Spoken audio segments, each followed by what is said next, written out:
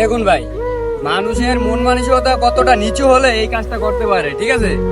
একটা গরুর বাচ্চা আর কি, তো হয়তোবা আজকে বা কালকে মারা গেছে, তো ওরা কিন্তু চাইলেই পারতো যে এটারে মাটির নিচে কবর দিয়ে রাখতে, ঠিক আছে।